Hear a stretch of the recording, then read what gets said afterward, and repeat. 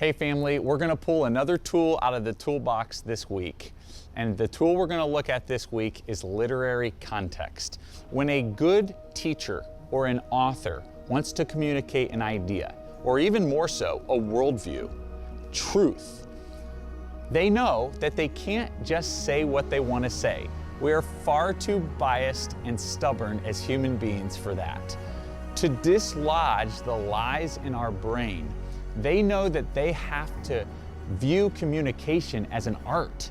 And so what authors do today, what teachers do today, is they use different forms of communication.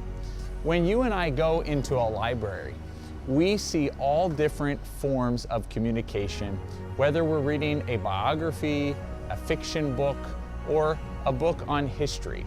These are different genres of literature, and they're all trying to communicate a story or a belief. One of the things that we keep saying is that the Bible is a unified story, and we believe that. But we also have to understand that the Bible is a library of books, and these books were written over 1,000 years apart. And so as we analyze these ancient books, we also want to understand that these writers were designers, and they used different genres of literature to communicate their thoughts. They used narrative. And by the way, when they wrote narrative, they intentionally leave some things out. Their purpose is to communicate truth. They use poetry. They use prose discourse. This happens and this happens, and if that happens, then this will happen.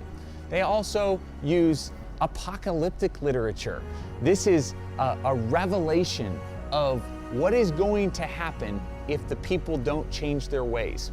So not only are there different genres of literature, but in addition, biblical authors will use within a narrative or within a letter, they will use satire, they'll use hyperbole, they'll use wisdom literature, all within the body of a letter or a book.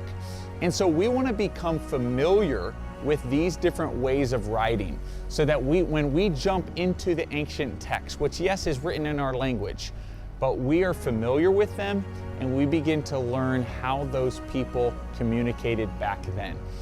As we learn how they wrote, and as we begin to learn why they were writing and what they were trying to say to those people then we can pull out application for today. So as we jump into the story today, let's take a look at literary context and see how it applies to this story today.